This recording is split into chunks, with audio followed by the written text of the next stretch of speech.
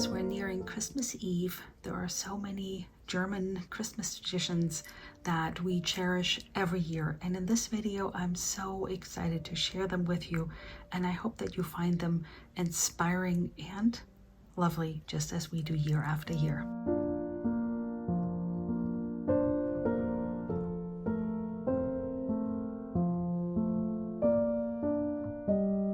One of the first things I like to do is set up an Advent wreath. It is usually made from evergreens and it has 4 candles, and every Sunday before Christmas Eve, 1 more candle is lit. This is a tradition that was apparently started in the, I think, 19th century in Germany, as a pastor of an orphanage was trying to shorten the time for the impatient orphans, and I think that's a lovely story.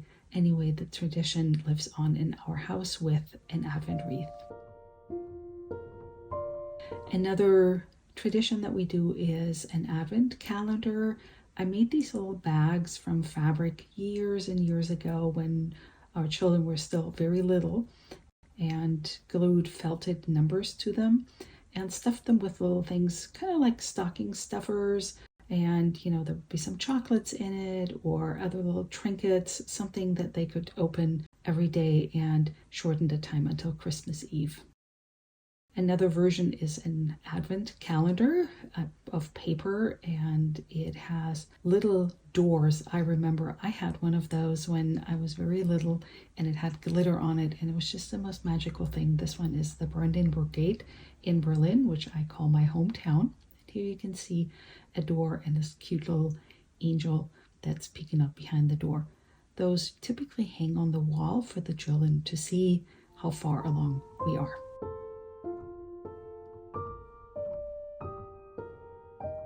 I have a collection of vintage postcards that I love to set up in the window just for a little bit of added holiday spirit. I found them at a flea market and I thought they were just so lovely, and I enjoy looking at them. One other tradition is Saint Nicholas Day, which is different than Santa Claus.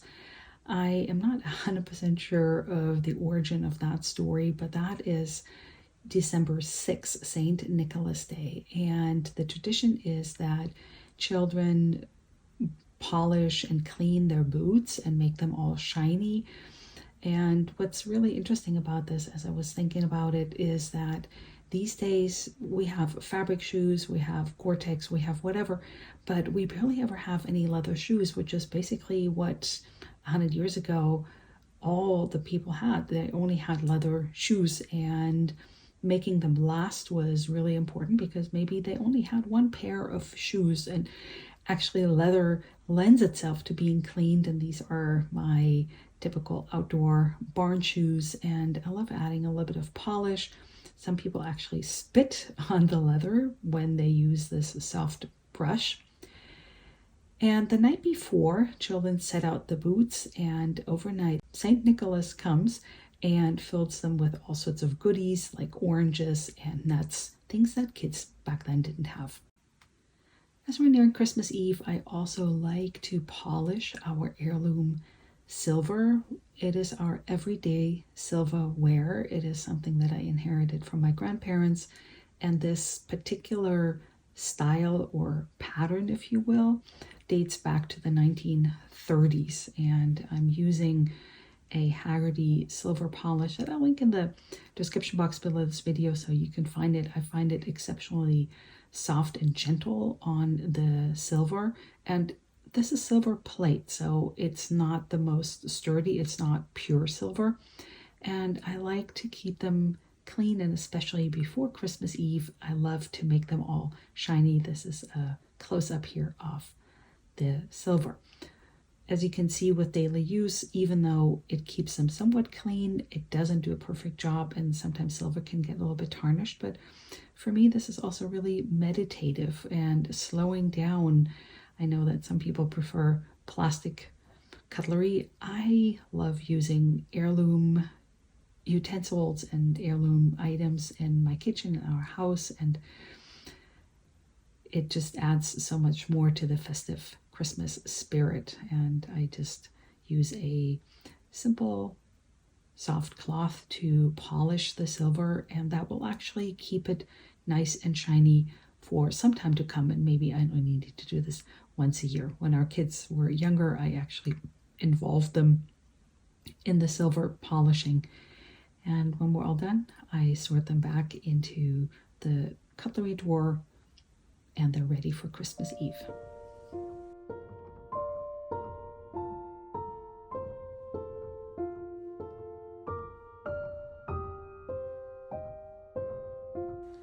With all this cleaning, my hands get a little bit of wear and tear, and I like to use my own tallow hand balm to give some TLC to my hands.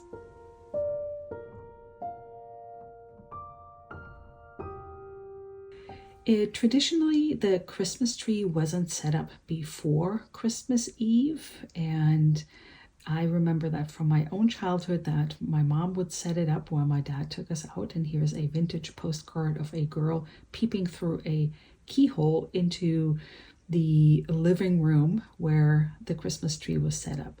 We have a bit of a hybrid tradition where we do set up the Christmas tree early on. We put the star on top, we add some lights, but we slowly over time add the ornaments, and I'm always keeping it very simple and basic. I have my Sourdough ornaments that smell so yummy like cinnamon, and if you would like to make them still before Christmas, I am also adding a link in the description box. And then I have these little wooden ornaments. They're so delicate and cute, and I brought them back from Germany. They're made in the Ore Mountains. They're really cute wooden.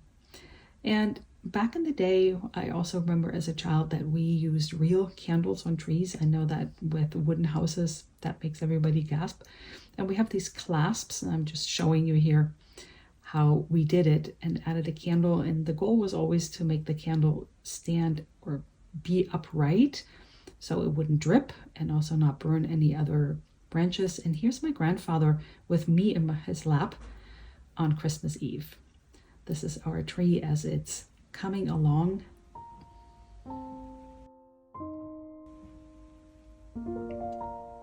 And here the lights go down. This is what it's going to look like on Christmas Eve with the Christmas lights on. And it looks really nice and festive.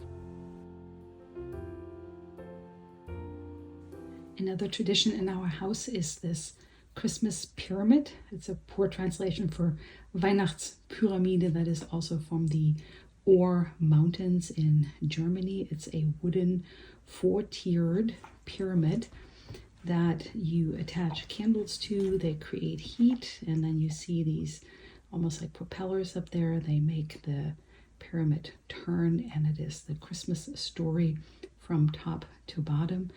And it just adds such an element of cozy, rustic decor, but also really festive. And we have it going every year. Here you can see it turn, depending on how you turn these up there. It moves faster or slower. We love these little wood smokers, also, of course, from Germany. And I put these little smoking, they're almost incense-like in there. I have various different scents and light them.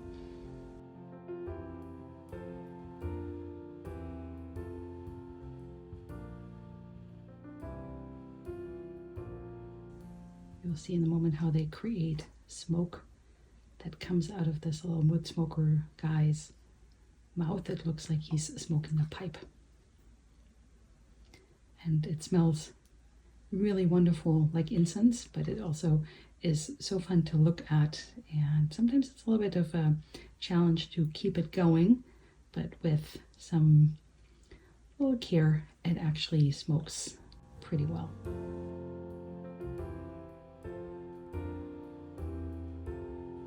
Here's my little helper sitting on my saddle. And this is our Advent wreath on the second Advent Sunday. We have another tray in the living room where we light the candles. Another really warming tradition is to make mulled wine. This is something that you get everywhere in Germany. Christmas markets, people make it at home, just like I am doing here. Sometimes you can find those ready-made in stores here in the US. However, I always prefer to make my own because I can control the amount of sugar. So I'm adding wine, I'm adding fresh pressed orange juice.